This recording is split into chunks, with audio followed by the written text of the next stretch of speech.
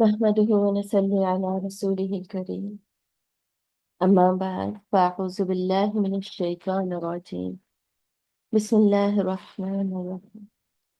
رب اشرح لي صدري ويسر لي أمري واحلل عقدة من لساني يفقهوا قولي واجعلني وزيرا من أهلي. اللهم فقهنا في الدين. اللهم انفعنا بما علمتنا.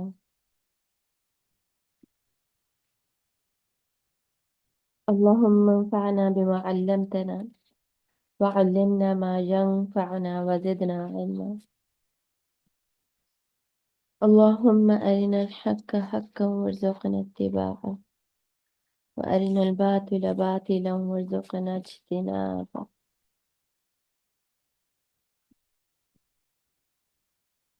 اللهم سبحانك لا علم لنا إلا ما علمتنا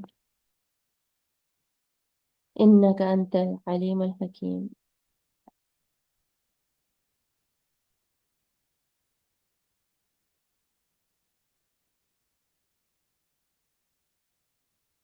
اللهم ارزقني التفكر والتدبر لما يتلوه لساني من كتابك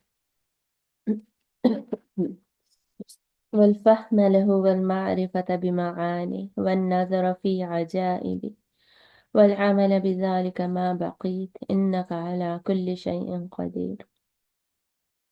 اللهم آنس وحشتي في قبري. اللهم ارحمني بالقرآن العظيم واجعله لي إماما ونورا وهدى ورحمة.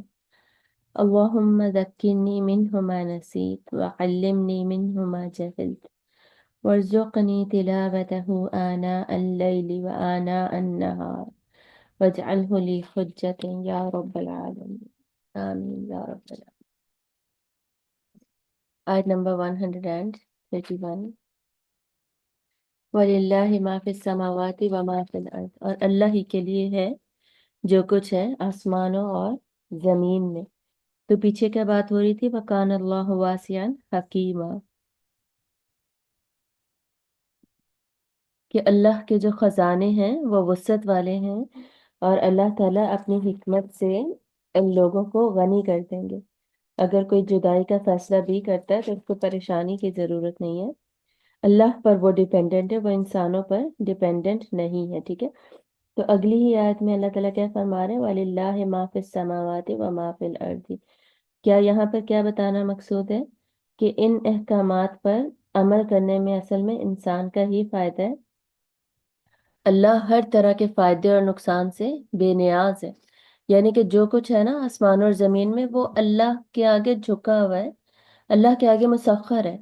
تو اللہ کو اس کی ضرورت نہیں ہے، وہ آلریڈی اللہ کا ہے. یہ یہاں پر بات ہو رہی ہے کہ جب سارا کچھ آلریڈی اللہ کے کاموں میں لگا ہوا ہے، اللہ کے آگے جھکا ہوا ہے، اللہ کی فرما برداری میں ہے، کنٹرول میں ہے، تو بھئی پھر تمہیں کیا لگتا ہے کہ اللہ کو کسی چیز سے کوئی فائدہ یا نقصان ملتا ہے؟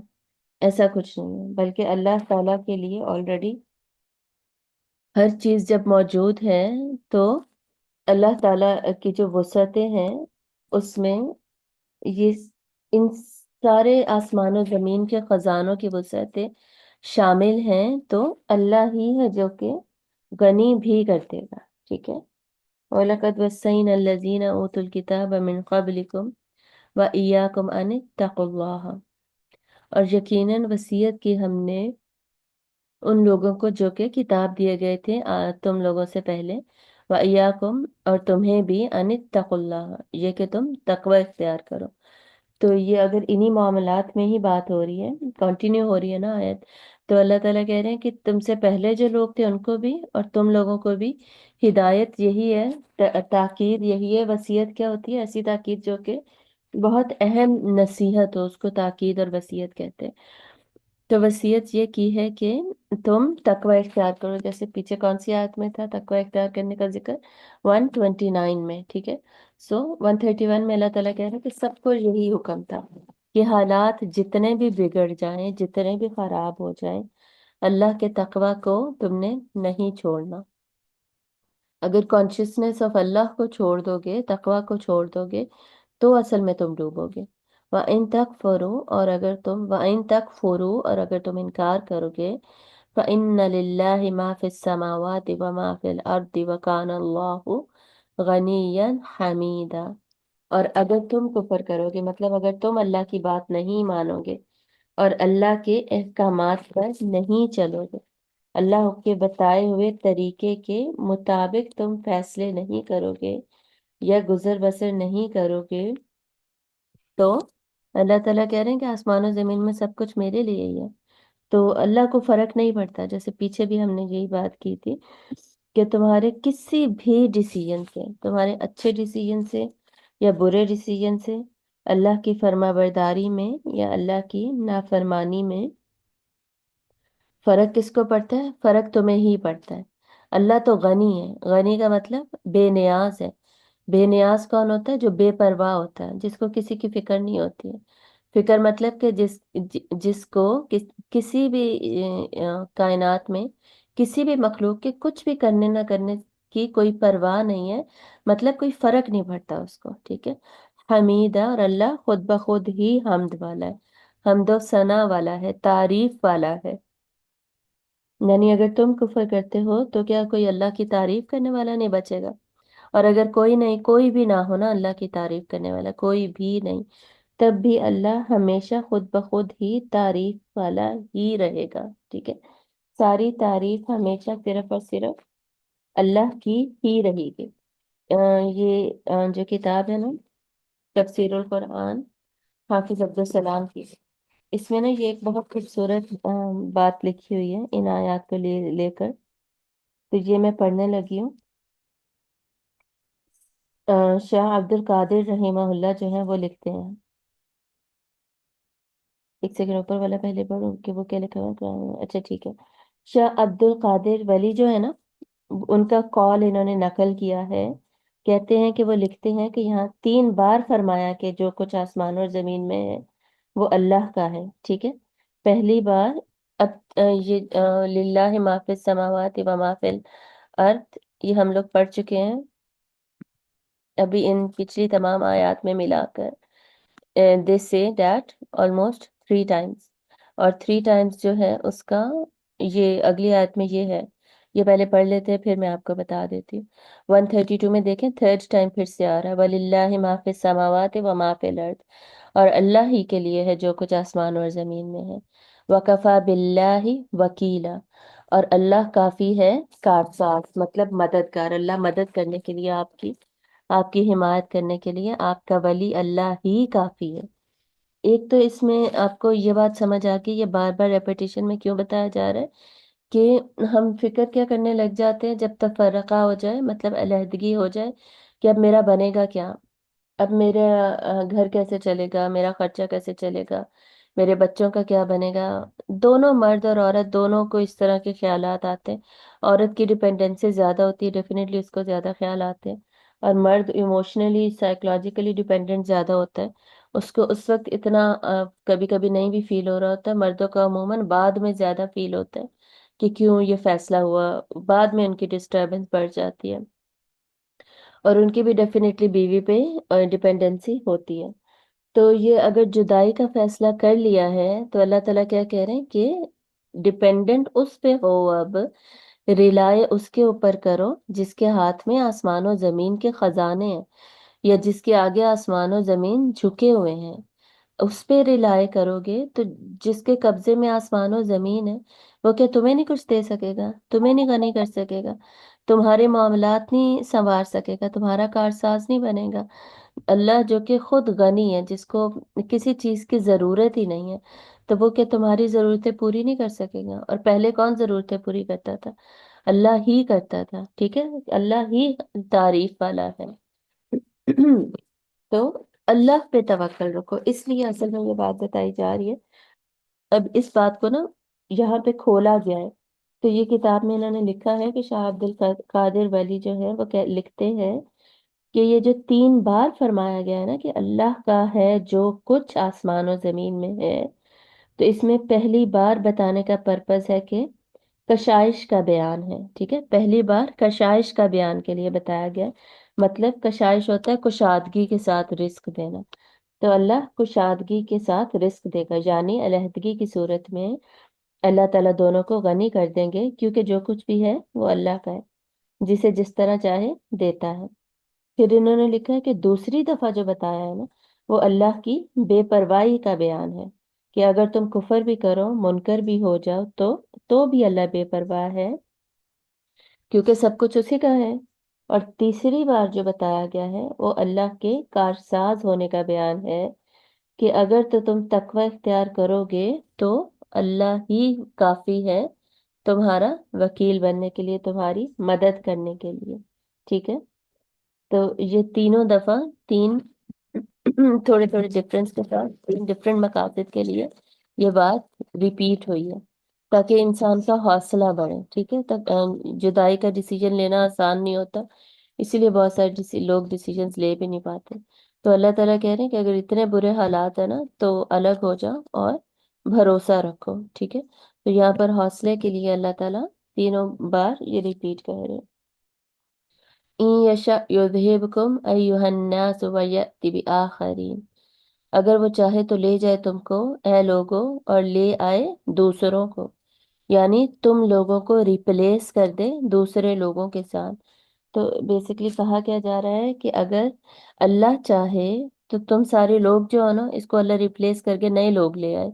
क्यों? अगर तुम लोग तकवा इख्तियार नहीं करते, अगर तुम लोग अल्लाह की फर्माबरदारी नहीं करते, अगर तुम लोग अल्लाह जो अहकामात नाजिल फरमा रहा है ना, जो अहकामात दे रहा है, उसके मुताबिक नहीं चलते, अल्लाह की फर्माबरदारी नहीं करते, तो अल्लाह के लिए क्या मुश्किल है? अल्लाह चाहे तो तुम लोगों को रिप्लेस कर दे और नए लोगों को ले आए। ठीक है।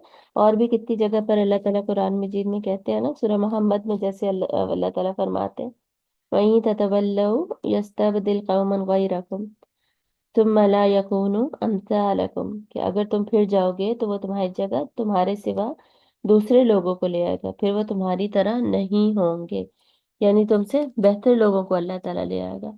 वकान अल्लाहु अला ज़ालिका कदीरा, और है अल्लाह ऊपर इसके कुदरत रखने वाला, यानी अल्लाह की ये भी कुदरत है। तो अपने आप को मतलब कि बड़ी चीज ना समझो, ज्यादती करो। अब खराब हालात की बेसिकली यहाँ बात हो रही है ना, मियाँ बीवी में अगर खराब हालात हैं तो अब एक दूसरे पे ज्यादती करने लग जाओ, तकवा का भी ख्याल ना करो, ना तो अलहदा हो रहे हो, एक दूसरे को मुअल्लक रखा हुआ है, बिला वजह जाने रिश्ते में बांधा हुआ है, और एक दूसरे के हकूक भी नहीं दे रहे। इस तरह के काम अगर तुम कर रहे हो और अल्लाह के अहकामात के मुताबिक जिंदगी नहीं चला रहे, तो अल्लाह की कुदरत इस पर भी है कि तुम्हें रिप्लेस कर दे दूसरे लोगों के साथ। ठीक है। तो देखिए, इसमें एक तो फिजिकल रिप्लेसमेंट की तो बात है ही है, जैसे अभी हमने बात की कि बिल्कुल ही लोग खत्म हो जाए, मर जाए, इनकी जगह नए लोग आ जाए। लेकिन इसमें ना इस रिप्लेसमेंट की भी बात है कि अल्लाह ताला रिस्पॉन्सिबिलिटीज को ही चेंज कर दें, रोल्स को ही चेंज कर दें, कि जैसे अल्लाह ताला तुम्हें हटा दें, अगर अल्लाह ताला तुमसे कोई दीन का काम ले रहे थे फॉर एग्जाम्पल, तो तुम अल्लाह की नाफरमानी इतने करते हो कि अल्लाह ताला तुम्हें हटा दें, तुमसे वो रोल ले लें और किसी और को वो रोल दे दें जो अल्लाह का फर्माबरदार है, जो उस काम को अच्छे तरीके से करने वाला है। ठीक है। तो ये रिप्लेसमेंट दोनों तरीके से अल्लाह ताला करना चाहें तो कर सकते हैं, और पॉसिबल है। मन काना युरीदु सवाब दुनिया, जो कोई भी चाहता है अजर दुनिया का, फ़इंदल्लाहि सवाब दुनिया वल आखिरा, तो अल्लाह के पास है दुनिया का अजर भी और आखिरत का अजर भी। यानी जो कोई दुनिया का अजर चाहता है तो वो सिर्फ दुनिया का अजर ही क्यों मांग रहा है, जबकि अल्लाह के पास तो दोनों ही अजर है। अल्लाह के पास तो दुनिया का बदला भी है और आखिरत का बदला भी मौजूद है। तो तुम सिर्फ दुनिया जो है, जो दुनिया फानी दुनिया है, उसी की तलब क्यों कर रहे हो, उसी की हसनात क्यों मांगते हो, जबकि अल्लाह के पास दोनों हैं, तो दोनों क्यों नहीं मांगते? ठीक है। इस ये सूरतुल बकरा में हम पढ़ते हैं ना, जहाँ पर हम वो दुआ पढ़ते हैं, रब्बना आतिना फिद दुनिया हसना, वहां पर भी अल्लाह ताला फरमाते हैं कि जो सिर्फ दुनिया की हसनात मांगता है, भलाई मांगता है, तो उसके लिए सिर्फ दुनिया में ही हिस्सा है। और जो पूरी दुआ मांगता है, रब्बना आतिना फिद दुनिया हसना व फिल आखिरति हसना, जो कि दुनिया में भी मुझे या अल्लाह भलाइयाँ दे और आखिरत में भी भलाइयाँ दे, तो उसके लिए दोनों भलाइयाँ हैं। तो सिर्फ फानी दुनिया की फिक्र नहीं करनी चाहिए, सिर्फ फानी दुनिया का ही नहीं मांगना चाहिए, बल्कि آخرت کی دعا ساتھ شامل ہونی چاہیے اور آخرت کو پرائیورٹی دینی چاہیے. وَكَانَ اللَّهُ سَمِيعًا بَصِيرًا، اور ہے اللہ خوب سننے والا، خوب دیکھنے والا، کہ کون دنیا چاہ رہا ہے اور کون آخرت چاہ رہا ہے. اللہ دیکھنے والا ہے اور اللہ سننے والا ہے کہ کون کیا مانگ رہا ہے، دنیا مانگ رہا ہے یا آخرت مانگ رہا ہے. یعنی اوپر دیکھے دنیاوی معاملات کی بات تھی نا، اب دنیاوی معاملات میں یہ جدائی میں، طلاق میں یا صلح وغیرہ کرنے میں، ان سب میں جب آپ پھنس جاتے ہیں، جب کوئی انسان پھنس گیا ہے تو وہ یہ نہ بھول جائے کہ اس نے آخرت کی بھی فکر کرنی تھی. دنیاوی معاملات میں اتنا زیادہ گم ہوتا ہے، آخرت کی بھلائی نہ بھول جائے، آخرت کے فوائد نہ بھول جائے اور آخرت کو مانگنا نہ بھول جائے. ٹھیک ہے، تو وہ دونوں میں بیلنس رکھنا ہے اور دونوں کے مطابق ہی زندگی چلانی ہے. یا ایھا الذین آمنوا کونوا قوامین بالقسط شہداء للہ ولو علی انفسکم او الوالدین والاقربین ان یکن غنیا او فقیرا فاللہ اولی بہما. اے لوگو جو ایمان لائے ہو، قائم رہنے والے انصاف پر، کونو قوامین بالقسط، ہو جاؤ قائم رہنے والے انصاف کے اوپر. ٹھیک ہے، تو انصاف کرنے والے بن جاؤ. اور ولو علی انفسکم، اور اگرچہ وہ خلاف ہو تمہارے اوپر یا تمہارے والدین کے یا اقربین کے، رشتہ داروں کے، مطلب انصاف کو پوری پوری طرح قائم کرنے والے بن جاؤ. جیسے اوپر جو معاملات دیکھیں، ان آیات کا جرنل کانٹیکسٹ بھی سمجھ لیں، جرنل میننگ بھی سمجھ لیں اور اسپیسیفک میننگ بھی سمجھ لیں. جو طلاق وغیرہ والے معاملات ہوتے ہیں نا، اس میں زیادتی کے بہت چانسز ہوتے ہیں. لوگ بہت زیادہ زیادتی کرتے ہیں ایک دوسرے پہ، آپ کو پتہ ہی ہے، میرے بتانے کی بھی ضرورت نہیں ہے. حقوق نہیں دیں گے یا بعد میں نانا خرچہ نہیں دیں گے، بچوں کا خیال نہیں کریں گے، ظلم و ستم کریں گے، جھوٹ بولیں گے، الزامات لگائیں گے، بہت کچھ ہوتا ہے. تو اللہ تعالیٰ کیا کہہ رہے ہیں کہ انصاف پر قائم رہنے والے بن جاؤ، انصاف کرنے والے، عدل کرنے والے بنو. اگر صرف حکم بتا دیا جاتا نا کہ صلح کر لو یا الگ ہو جاؤ، تفرقہ کر لو، اور یہ ساری آیات نہ ہوتی تو انسان یقیناً زیادتی کرتا. تو یہ سب آیات کے ساتھ روحانی اسپریچول گائیڈنس اور صحیح فیصلے اللہ کی فرما برداری کے ساتھ یہ گائیڈنس بھی دینا بہت زیادہ امپورٹنٹ ہے. ٹھیک ہے، تو انصاف کرنے والے بن جاؤ، صحیح سے انصاف کرنے والے، قائم رہنے والے انصاف پر ایسے ہو جاؤ، للہ اللہ کے لیے، سوری شہداء للہ، سچی گواہی دینے والے اللہ کے لیے. ٹھیک ہے، اور یعنی کسی قسم کا کوئی جھوٹ نہ بولو، ہر طرح کے معاملات میں سچے ہی بن کے رہو اور سچ کے لیے ہی گواہی دو اور سچی گواہی دینے والے ہی بنو. کیوں؟ اللہ کے لیے ایسے بنو. ٹھیک ہے، ولو علی انفسکم، چاہے وہ خلاف ہو تمہارے اپنے ہی. یعنی اگر اب مجھے بھی سزا ملے گی نا، امی غصہ کریں گی، ابو غصہ کریں گے یا ہسبینڈ غصہ کریں گے، تو پھر بھی میں سچ ہی بولوں، اپنے خلاف بھی میں سچ ہی بولوں. اور والدین کے خلاف اگر کوئی بات ہے تو اس میں بھی سچ ہی بولنا چاہیے. دیکھیں کوئی کوئی ایسے معاملات ہوتے ہیں جن پہ پردہ رکھنے میں زیادہ حکمت ہوتی ہے، اور پردہ آ، اور جو ہے نا بات کو کھول دینے میں زیادہ برائی ہوتی ہے، اس کا کوئی فائدہ نہیں ہوتا. تو ان معاملات کی بات نہیں ہو رہی. جہاں پہ حکمت یہ ہو کہ بات چھپا کے رکھی جائے، وہاں پر اللہ تعالیٰ نے بات کو چھپانے کا ہی حکم دیا ہے. البتہ جھوٹ بولنے کا کہیں حکم نہیں دیا کہ جی بات کو بدل ڈالو، بدلنے کا حکم کہیں نہیں ہے. لیکن اگر کوئی بات کورڈ ہے، چھپی ہوئی ہے، تو بلا وجہ کسی کے گناہ کو اچھالتے جانا، بلا وجہ اب آپ ہر جگہ جا کے سچ بولتے جا رہے ہیں اس نے یہ کیا یہ کیا، یہ حکم یہاں پہ نہیں دیا جا رہا. ان کیس جب ضرورت ہے تو آپ کیا بولیں گے؟ سچ ہی بولیں گے. ٹھیک ہے، اور جب والدین یا اقربین کی بات ہو رہی ہے، رشتہ داروں کی، اور ان کے خلاف اگر کوئی سچ بولنا پڑ رہا ہے تو وہ اچھے طریقے سے بولا جائے گا، پیار محبت سے بولا جائے گا. اس میں بدتمیزی کا ایلیمنٹ یا دل دکھانے کا ایلیمنٹ نہیں ہونے چاہیے. اخلاق کے ساتھ بولا جائے گا. شروع میں یاد ہے نا اس سورت کے کتنا زیادہ فوکس تھا بات کو اچھے طریقے سے کرنے پر، قولا سدیدا، قولا معروفا، قولا بلیغا. ٹھیک ہے، یہ سارے فریزز کیا تھے کہ آپ بات کریں تو بہترین طریقے سے ہی کریں. تو جب گواہی دینی ہے نا تو سچی گواہی دیں. بلا وجہ جب گواہی دینے کی ضرورت ہی نہیں ہے تب لوگوں کے گناہ کھولنے کی ہرگز اللہ نے اجازت نہیں دی. ایون اپنے گناہ بھی کھولنے کی اللہ نے اجازت نہیں دی کہ اپنے اوپر بھی پردے رکھیں اور اپنے گناہوں کو بھی کور کر کے ہی رکھیں. unless and until there is a need تب آپ بولیں تو سچ ہی بولیں. ٹھیک ہے. این یکن غنیا او فقیرا فاللہ اولا بہما. اگر کوئی امیر ہے یا فقیر ہے تو اللہ ہے زیادہ خیر خواہ ان دونوں کا. یعنی جس کے خلاف گواہی دی جا رہی ہے وہ دولت مند ہے تب بھی اور غریب ہے تب بھی. تم اللہ اور اس کی شریعت سے بڑھ کر اس کے خیر خواہ نہیں ہو سکتے. ٹھیک ہے. لہٰذا نہ تم دولت مند کی دولت مندی کی وجہ سے اس کی بے جا حمایت یا مخالفت کرو اور نہ ہی غریب پر ترس کھا کر اس کی بے جا رعایت کر دو. ٹھیک ہے. بلکہ ہر صورت میں اللہ کے حکم کے مطابق سچی گواہی ہی دو. اللہ اولا بہما. تو اللہ ہی ہے زیادہ خیر خواہ. ایک سیکنڈ اوپر جاتی ہوں. سوری. تو اللہ ہی ہے زیادہ خیر خواہ ان دونوں کا. مطلب یہ کہ اللہ نے اس میں بھلائی رکھی ہے. صحیح. جس کے خلاف بھی اب آپ سچی گواہی دیں گے چاہے وہ اس کے خلاف جا رہی ہے لیکن سچائی میں ہی اللہ نے بھلائی رکھی. فلا تتبعوا الہوا ان تعدلوا. نہ تم پیروی کرو ہوا کی مطلب خواہشات کی کہ تم عدل نہ کرو.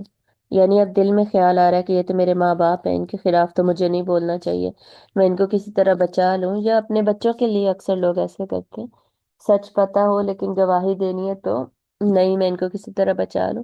تو اللہ تعالیٰ کہہ رہے ہیں کہ خواہشات کی پیروی کر کے ایسا نہ کرنا کہ تم اب عدل ہی نہ کرو.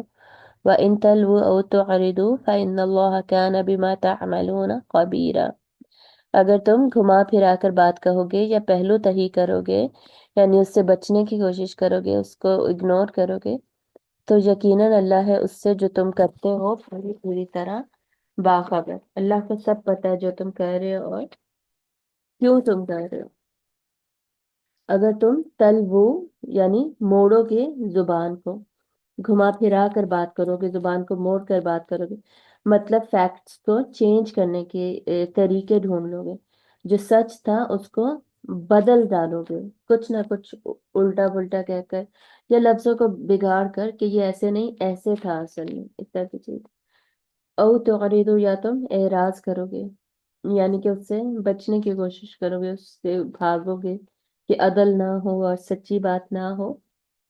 تو بے شک اللہ ہے اس پر جو کہ تم کرتے ہو خوب جاننے والا ہے. اب تو یہ کتنی کامن بات ہے نا کہ ہمارے خلاف جب کوئی بات جا رہی ہوتی ہے تو ہم کتنی آرام سے باتیں بگاڑ دیتے ہیں نا بات بدل دیتے کہ نہیں میں نے ایسے نہیں ایسے کہا تھا نہیں میرا مطلب یہ نہیں تھا یہ تھا.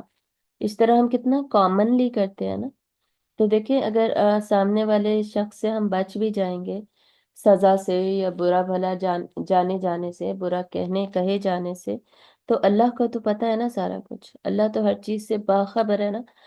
تو کہنے کا مقصد کیا ہے اس طرح کی چیزوں سے بچنے کی کوشش کریں. یہ وہ ٹریٹس ہیں جو کہ ہمارے اندر ایز اے سوسائٹی کامن ہوتے جا رہے ہیں اور ایز اے سوسائٹی ہمارے اندر آتے جا رہے ہیں یہ سارے ٹریٹس. تو اس سب سے بچنے کی کوشش کیجیے. ٹھیک ہے. اور اس کا بچنے کا بہترین طریقہ کیا ہوتا ہے. ایک تو دعا کریں اور دوسرا خاموش رہیں.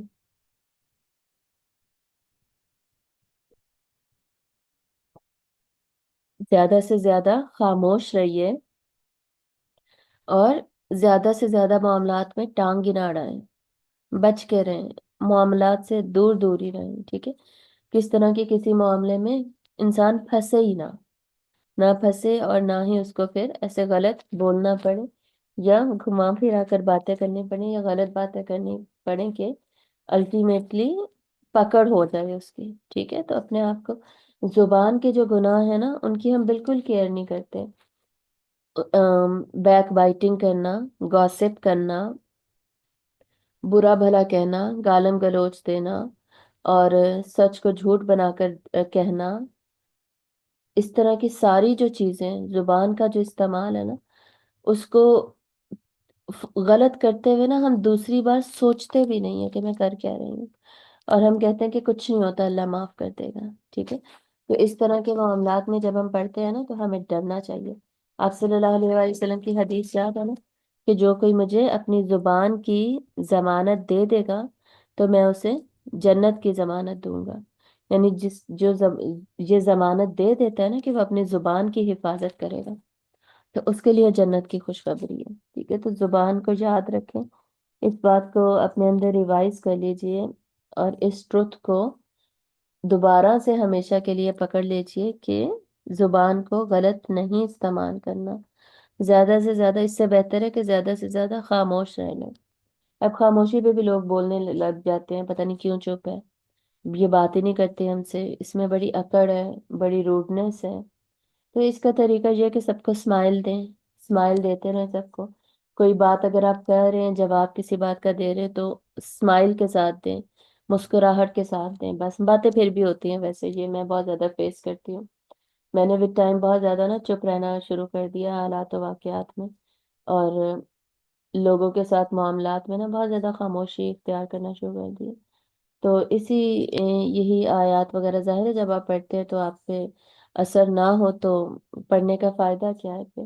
اور دوسرا ویسے بھی جیسے جیسے انسان گرو کرتا ہے تو اس میں میچیورٹی آتی ہے، تو میچیورٹی کے ساتھ پھر آپ میں خاموشی آتی ہی ہے، بلا وجہ باتیں کرنا پھر آپ کم کر دیتے ہیں، خصوصاً ایسی باتیں جس سے کہ لڑائی جھگڑا ہونے کا اندیشہ ہو، بحث مباحثہ ہونے کا اندیشہ ہو۔ تو لوگ باتیں بہت کرتے ہیں ویسے، یہ روڈ ہے، یہ پتہ نہیں خود کو کچھ سمجھتے ہیں یہ لوگ، اس طرح کی چیزیں نا، تو ان باتوں میں نہیں آنا چاہیے۔ بس اپنا نا اللہ کا معاملہ دیکھا کریں کہ اللہ کے ساتھ ہمارا معاملہ کلیئر ہو، ہمیں تو پتہ ہے نا کہ ہم کیوں خاموش ہیں، تو ان باتوں کی فکر نہیں کرنی چاہیے، لوگوں کی باتوں کی، اس طرح کی باتوں کی کم فکر کرنی چاہیے۔ دیکھو وہ بیس لیس بات کر رہے ہیں نا، ان کے پاس کوئی پروف تو نہیں ہے نا کہ آپ میں تکبر آ گیا اس لیے آپ روڈ ہیں، آپ ہارش ہیں، آپ بلکہ وہ اپنی طرف سے بس ایک گیس کر رہے ہیں، تو اس طرح کے گیسٹیمیٹس میں آپ نہ پڑیں، اور اپنے آپ کو زیادہ سے زیادہ بچانے کی فکر کریں۔ ایسا نہ ہو کہ ساری نمازیں پڑھتے رہیں ہم دنیا میں، اور اتنی گرمی میں بھی، سردی میں بھی، ہر طرح کے حالات و واقعات میں پردہ کر رہے ہیں، ٹھنڈے پانی سے وضو کر رہے ہیں، ایٹسٹرا، ہر چیز کا کرتے رہیں، اور لیکن زبان کے استعمال میں غلطی کرتے رہیں تو الٹیمیٹلی اینڈ میں ہماری پکڑ ہو جائے۔ وہ حدیث بھی ہے، آپ صلی اللہ علیہ وآلہ وسلم سے کسی صحابی نے پوچھا کہ ایک عورت ہے جو کہ اپنے صرف فرائض پوری کرتی ہے لیکن باقیوں کا بہت خیال رکھتی ہے، اور بہت اچھے اخلاق والی عورت ہے نا، بہت اچھے طریقے سے بات کرتی ہے اور دوسروں کا خیال کرتی ہے، جب بات کرتی ہے تو اچھے طریقے سے، اور صرف فرائض پورے کرتی ہے، نوافل وغیرہ نہیں۔ اور دوسری ایسی عورت ہے جو کہ نماز روزے والی ہے، یعنی صرف فرائض ہی نہیں، نوافل بھی اس کے اتنے زیادہ ہیں، ہر وقت عبادت، اللہ کے ساتھ اللہ کے حقوق بہت زیادہ دے رہی ہے، لیکن دوسروں کے ساتھ جب بات کرتی ہے تو بدتمیزی سے، دوسروں کے ساتھ برے طریقے سے بات کرتی ہے، دوسروں کا کوئی خیال نہیں ہے، ٹھیک ہے؟ تو اس میں پھر آپ سے وسلم سے ان صحابی نے پوچھا کہ کون بہتر ہے، کون سی عورت بہتر ہے؟ تو آپ سے وسلم نے فرمایا وہ جو کہ صرف فرائض پورے کر رہی ہے، نوافل وغیرہ نہیں پڑھ رہی، لیکن دوسروں کے ساتھ اچھے اخلاق سے پیش آنے والی ہے، ٹھیک ہے؟ دوسروں کے ساتھ زبان کا بھی خیال رکھنے والی ہے، اور معاملات کا بھی خیال رکھنے والی ہے، ٹھیک ہے؟ تو یہ حدیث بھی ہمیں، جو میں کتاب بتاتی ہوتی ہوں نا، حسن الاخلاق جو کتاب ہے، حسن اخلاق الہدیٰ پبلیکیشنز کی جو بک ہے، پہلے زمانوں میں تو 100 200 کی تھی، پہلے زمانوں سے مطلب ہے 3 4 سال پہلے کی بات کر رہی ہوں، ابھی کیا 200 300 کی ہو گئی ہے، اس سے میرے خیال میں اس سے کم کی ہی ہے ابھی بھی، تو وہ کتاب ضرور خریدیں۔ اچھا، اس کتاب میں نا بیسکلی ایک تو ہوتا ہے نا عبادات کا ہمیں کہاں سے پتہ چلے، عبادات کا ہمیں پتہ چل جاتا ہے، اور شروع سے ہم سنتے بھی آتے ہیں، نماز پڑھنی ہے کیسے پڑھنی ہے، کس طرف منہ کرنا ہے، کیسے کھڑے ہونا ہے، اور کیسے سارے ارکان کیا ہیں، سملرلی بدل کے وہ چیزیں ہماری پھر بھی ٹھیک ہوتی ہیں، لیکن کوئی معاملات میں نا اکثر ہمیں یہ ڈاؤٹ ہو جاتا ہے کہ اب یہ جو سلسلہ ہے اس میں مجھے کیا کرنا چاہیے، یہ جو اب پرابلم کریٹ ہو رہی ہے یا کوئی ایسے بات کر رہا ہے یا گھر میں ایسے حالات ہیں، اس میں میں کیسے بیہیو کروں، کیا کروں، کیسے اس معاملے کو ہینڈل کروں. تو یہ والی گائیڈنس نا اس بک سے مل جاتی ہے. بیسکلی ہے تو اس میں قرآن و حدیث صرف لکھا ہوا ہے اور کچھ بھی نہیں ہے اس کے اندر. لیکن اس میں نا بینیفٹ کیا ہے، کلیکشن ہے. جیسے ایک ٹاپک ہے نا اخلاق کی، جیسے ابھی ہم نے بات کی، تو ایک ہی ٹاپک کے اندر اس سے ریلیٹڈ بہت ساری احادیث اکٹھی کر دی ہیں. اسی طرح پھر جیسے وعدہ پورا کرنے پر ساری حدیثیں اکٹھی کر دی ہیں. تو جو جو سچویشن آئے گی نا ہم فیس کریں گے، اس پر پھر ہمیں ریئیکٹ کیسے کرنا ہے، رسپانس کیسے دینا ہے، وہ پھر ان احادیث سے ہمیں پتہ چل جاتا ہے. ٹھیک ہے، تو بہت ہی اچھی کتاب ہے، one of my favourite books ہے. یا ایھا الذین آمنو، اچھا اس آیت پر ہم تھے. یس. یا ایھا الذین آمنو، اے لوگو جو ایمان لائے ہو، آمینو باللہ و رسولہ، ایمان لاؤ اللہ اور اس کے رسول پر. تو یہاں پر دیکھیں ایمان والوں کو ہی کیا کہا جا رہا ہے، ایمان لے کر آؤ.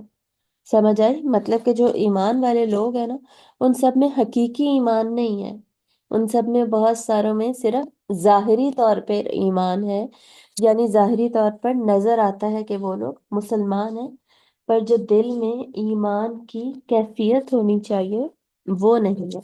دیکھیں جب کسی آیت میں یا ایھا الذین آمنو جب بات ہو رہی ہوتی ہے نا، تو اس کا مطلب مسلمانوں سے ہی بات ہو رہی ہے. اس کا مطلب یہ نہیں کہ ان کے دل میں ایمان ہے ہی ہے، 100% ہے.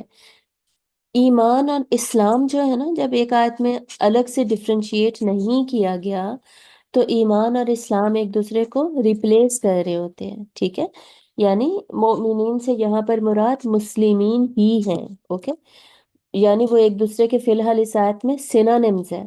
جیسے کہ ہر آیت میں جہاں پر صرف ایک کا ذکر ہے یا ایھا الذین آمنو کا ذکر ہے، تو وہاں پر اصل میں مسلمین کی ہی بات ہو رہی ہے، مسلمانوں کی ہی بات ہو رہی ہے. تو جو لوگ مسلمان ہیں انہیں اللہ تعالیٰ کہہ رہے ہیں کہ ویسے تو تم بڑے مسلمان ہو اور نام سے مسلمان ہو اور کلمہ بھی تم نے پڑھا ہوا ہے سارا کچھ، لیکن تمہارے جو کام ہے نا وہ ایمان والوں جیسے ہیں نہیں.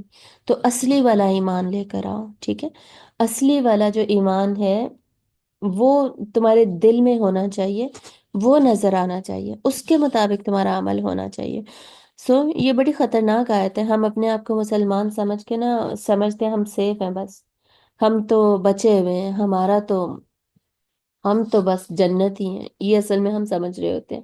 تو اللہ تعالیٰ کیا ہے، یا ایھا الذین آمنو آمینو باللہ ورسولہ. اعمال ابھی ہمارے ایسے نہیں ہیں جن سے کہ لگے کہ واقعی میرا اللہ اور رسول پر ایمان ہے. تو اللہ تعالیٰ کہہ رہے ہیں کہ ذرا اپنے ایمان کو ریوائیو کر لو دوبارہ سے، ذرا دیکھ لو، سوچ لو اور اللہ اور رسول پر دوبارہ ایمان لے آؤ. یعنی اس کو ریجیونیٹ کرو، ریوائیو کرو. اور اور بات بھی دیکھے صحابہ سے ہو رہی ہے، اس زمانے کے مسلمانوں سے ہو رہی ہے جن میں ڈیفینیٹلی منافقین بھی شامل تھے. لیکن ہمارے لیے بھی اس میں کتنا امپورٹنٹ لیسن ہے. یعنی اس زمانے کے اچھے اچھے صحابہ تھے، اور ان کو اگر یہ بات ان سب کو مل کر ایز اے گروپ یہ بات کہی جا رہی ہے، تو ہمارے تو ایمان کے حالات بہت ہی خراب ہیں. پھر ان میں بھی البتہ منافقین سے ہی ڈائریکٹلی اصل میں یہ بات ہے، لیکن ہمارے جو حالات ہیں نا اب، وہ انفارچونیٹلی منافقین سے زیادہ ملتے ہیں اور مومنین سے کم ملتے ہیں. اب میں خود ہی سمجھتی رہوں جی میں تو بڑی اچھی ہوں، میں تو بڑی اچھی ہوں، تو اس سے کچھ نہیں ہوتا. میرے اعمال اصل میں مجھے بھی پتا ہے کہ میرے اعمال کیسے ہیں. کتنی جگہ پہ میں نے جھوٹ بولا ہوا ہے، باتیں بگاڑی ہوئی ہیں، غیبت کی ہوئی ہے، گوسپ کی ہوئی ہے، استغفر اللہ، اللہ تعالیٰ معاف کرے. تو ان سارے گناہوں سے کتنا میں بچی ہوں کتنا نہیں، اور بچی نہیں ہوں پھر بھی میں خود کو بڑا جنتی سمجھ رہی ہوں. تو یہ خود ہی میں نے اپنے آپ کو دھوکے میں رکھا ہوا ہے. ٹھیک ہے، یا ایھا الذین آمنو آمینو. آمنو کیا ہے، جب میم پہ زبر آتی ہے تو وہ آمنا اس کا سنگولر ہے. ٹھیک ہے، آمنا اس کا ڈوئل ہے، تثنیہ، اور آمنو اس کا پلورل ہے. آمنا از فعل ماضی. اوکے، فعل ماضی معروف. آمنا ماضی میں کیسے مطلب ہو گیا کہ وہ ایمان لایا. आमना वो दोनों ईमान लाए, आमनु वो सब ईमान लाए। मतलब क्या है, लोगों जो कि ईमान लाए हुए हो, जो कि ईमान ला चुके हो ऑलरेडी। आमनु का ये मतलब है। आमिन, आमिन जब होगा ना सिंगुलर, दैट इज फेले अमर। अब हुक्म दिया जा रहा है कि ईमान लाओ, ठीक है, ये हुक्म है। आमिना और आमिनु, मीम पे जब जेर आ गई तो इससे इतना फर्क पड़ गया कि ये फेले अमर बन गया। ओके, पीछे फेले माजी था, यहाँ पे अब फेले अमर है। अमर में मतलब कि हुक्म दिया जाता है कि ये काम करो। सो आमीनू ईमान लाओ, बिल्लाहि व रसूलिही अल्लाह पर और उसके रसूल पर, वल किताब अल्लज़ी नज़्ज़ल अला रसूलिही वल किताब अल्लज़ी अनज़ल मिन क़ब्ल, किताब पर जो के नाजिल की उसके रसूल पर यानी कुरान मजीद पर, और उस किताब पर भी जो कि नाजिल की आपसे पहले, यानी तौरात इंजील जबूर सुहुफ इब्राहीम सुहुफ मूसा। वमन यकफुर बिल्लाही, और जो कोई इनकार करेगा अल्लाह का, व मलाइकातिही और उसके फरिश्तों का। ऊपर जहाँ रसूल की बात हो रही है ना, ये आमीनु बिल्लाहि व रसूलिही, तो रसूल में ना में से जो एंजल्स हैं, फरिश्ते हैं, वो उनको भी अल्लाह ताला ने कुरान मजीद में रसूलुन करीम ही कहा है। तो वो भी कोई ना कोई अल्लाह का मैसेज लाने वाले हैं ना, वो भी मैसेंजर्स हैं अल्लाह के, और अल्लाह का मैसेज लाने वाले हैं दुनिया में, ठीक है। तो रसूल में मलाइका शामिल हो जाते हैं जब उनका अलग से जिक्र ना हो। ओके, सो वमन यकफुर बिल्लाहि व मलाइकतिही व कुतुबिही व रुसुलिही वल यौमिल आखिर। अब यहाँ से पता चल रहा है ना ईमान हम किस पर लेकर आते हैं। ईमान बिल मुफस्सिल जो है उसमें ये सारे शामिल होते हैं। और जो कोई इनकार करेगा अल्लाह का और उसके फरिश्तों का और उसकी किताबों का और उसके रसूलों का और आखिरत के दिन का, तो आखिरत के दिन पर भी ईमान जरूरी है। फ़क़द दल्ला दलालन बईदा, तो वो गुमराह हो गया बहुत दूर की गुमराही में। मतलब कि अब उसको सीधा रास्ता मिलना फिर मुश्किल हो जाएगा। तो ये जो रसूल वाली बात मैंने बताई है ना, इसको भी समझ लें कि जब एक मेंशन होता है ना और दूसरा मेंशन नहीं होता, तो एक ही वर्ड दूसरे का एज अ सिनोनिम एक्ट कर रहा होता है, ठीक है। तो जब दोनों मेंशन्ड हो अलग अलग, तो दोनों अपनी अपनी जगह फिर अपने अपने लिए ही मेंशन हुए हैं, सही। तो ये रोल है एक तरीके से। वाखिर दावाना अनिल हम्दुलिल्लाहि रब्बिल आलमीन, सुब्हानकल्लाहुम्मा व बिहम्दिका, नशहदु अल्ला इलाहा इल्ला अंता नस्तगफिरुका व नतूबु इलैक। अस्सलामु अलैकुम व रहमतुल्लाहि व बरकातुहू।